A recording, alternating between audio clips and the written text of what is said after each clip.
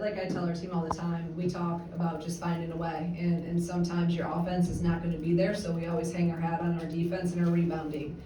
Your defense is a choice, and you can control that. I was really happy for 3 quarters with our defense, and I thought in the fourth, we had that 18-point lead, and we just made some mistakes, and they hit some shots late to kind of shorten that lead. But overall, obviously, we struggled from the field, but we did what we've been doing, and we were aggressive and got downhill and got to the free throw line, which was huge.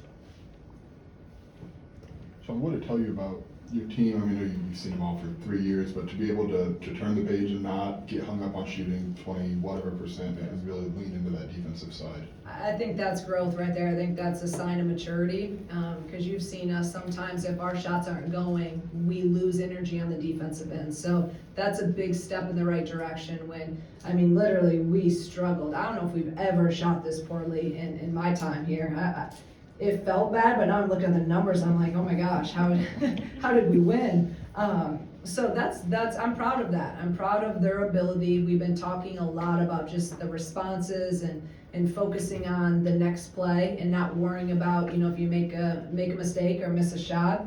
And again, just that is definitely a growth area for us. We didn't do that a lot last year, and we lost some games because of it. Just coming off a big win on Thursday and then a quick turnaround, do you maybe anticipate something, a letdown potentially, or what did you kind of maybe see from your team tonight? Yeah. And do you feel like anything that happened on Thursday played a role in that?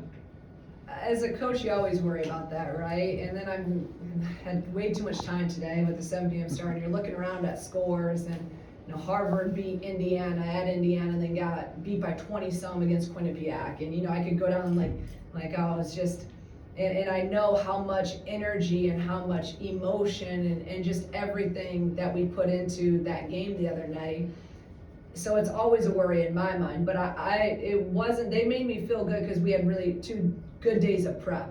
So that made me feel good. They had great energy, they had great focus in our preparation, so I really thought we were ready to go. I would not have ever imagined we shot this poorly, but really, really happy with our defensive effort. Coach, I asked Genesis and Brent earlier. You said you guys shot the ball poorly tonight. Do you think their defense has something to do with that? And were you surprised with how aggressive they were defensively? I wasn't surprised because I've played her team before. When I was at Dayton, I played Charlotte, and I know how her teams are always tough and physical.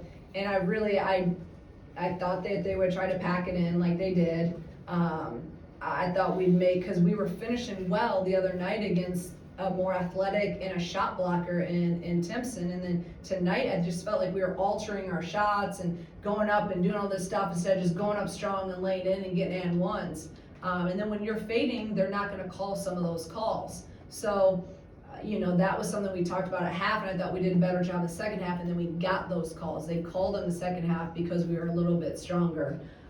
So I think it's a credit to their defense. I also think it's a credit because their offense, they worked it. They made us guard for 25 seconds every time, and they really wanted to just take the air out of the ball and slow this game down. So I thought that leads to no rhythm, it tires us out a little bit. So I thought overall, they did a good job in their game plan, and I know what type of coach she is, so she did a great job with them.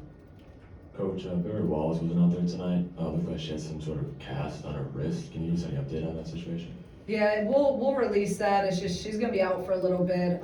Don't know an exact timeline right now, but yeah, it's unfortunate. It's just we've run into some of these injuries, and I just feel for her. This was gonna be a game that I was really excited to get her out there and get her a lot of minutes. So I just feel for these kids that have to deal with some of these injuries. Coach, it seemed like Gretchen Dolan checking in the first half was a kind of a turning point for you. Is that something she can give you, is that ability to go get a bucket when some other players are struggling? Yeah, no doubt about it. I think she, we were going some of our downhill stuff, and she got around and turned the corner and made a couple shots, and when we were struggling. So she was that spark that came in. And you guys know, you've seen her. She can score the ball. So we need to get her some more looks from 3. She was 1 for 4. You know, we gotta, now that people are starting to sag in and a lot of our action, we have pass back options in there. We'll watch film and we gotta start looking for some of those inside out passes more to get some more 3-point attempts too. Coach, a couple lineups out there tonight where Kendall was surrounded by 4 shooters, or Bryn surrounded by 4 shooters. With the front court injuries, is that something we can maybe see moving forward? I'm trying anything. Corey played the 4. Corey has not played the 4. In the last 2 days, she's had to learn everything. I thought she was great in the first half and gave us really good minutes. I mean, we are very, very thin. So you guys have eyes, you can see. We're down to 3 posts.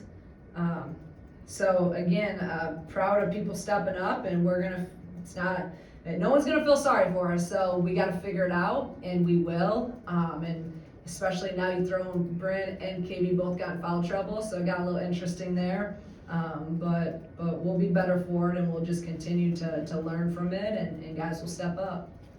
I know you talked at times over the last couple of weeks about emphasizing driving and getting, like, what did that look like in the offseason to ramp that up as an emphasis for you guys? I just think in anything you get what you emphasize. So, you know, paint touches and getting downhill has always been something in our program, our culture of what we want to do. I think they're just they got some confidence from it, you know, in all of our games, from our scrimmage to Lewis to Florida State to tonight. They're seeing, oh shoot, we can get to the free throw line, we're really aggressive, but we gotta finish some of those. First half, I think we had 7 missed layups.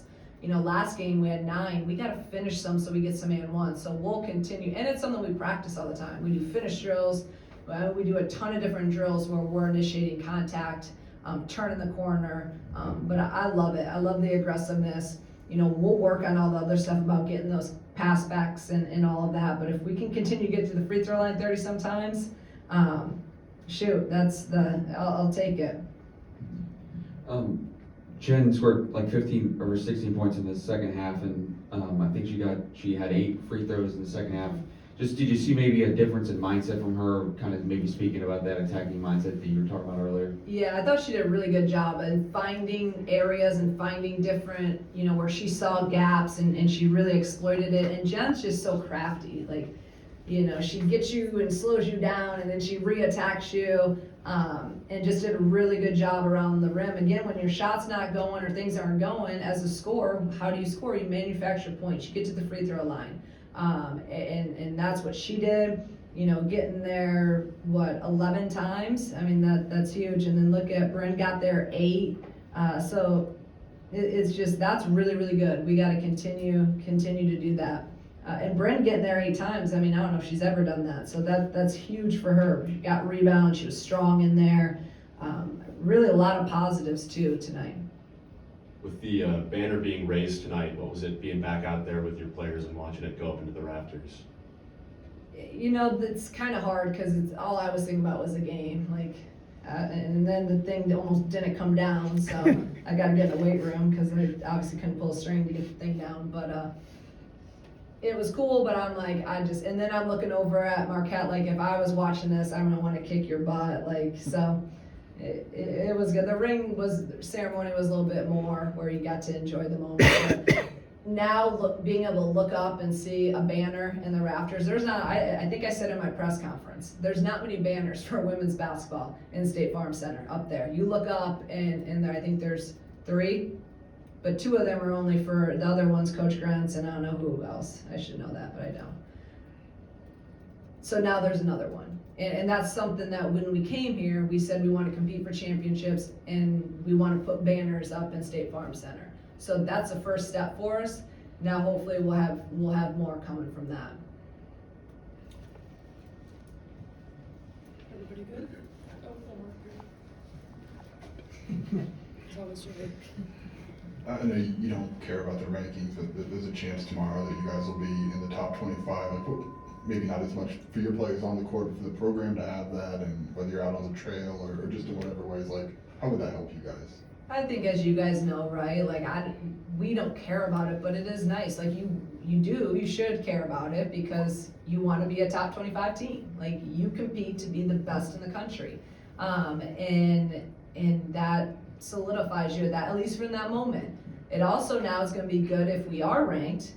it's gonna be a great test to see how we do, because I said last year, we did not do well with it. So now everyone you play, when you got a number beside you, people come at you a little. Everyone gets pumped up to play you. So it is what it is, and I hope we are ranked because it shows these guys deserve it. I think we beat a top 20 team. I think we should be ranked, and then you keep winning and you stay ranked. You lose, you drop out. We know how that goes. So for the program, it means a lot. For recruiting, it means a lot.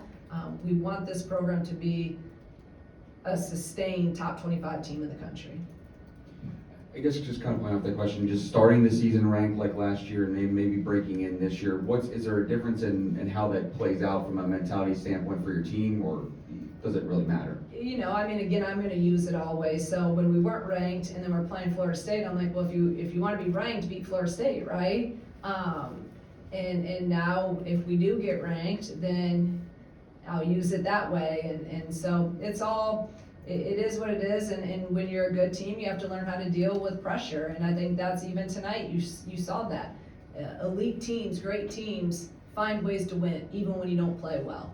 And not every game's going to be beautiful and pretty and perfect. It's like some of our best teams at Dayton, we would win ugly a lot.